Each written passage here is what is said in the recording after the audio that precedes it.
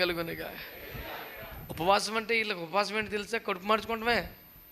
దేవుని తిండిలో గడుపుతేం లేదు. వంటగదిలో తిరుగుతుంటారు ఉపవాసం ఉండి ఒక్కొక్కడు.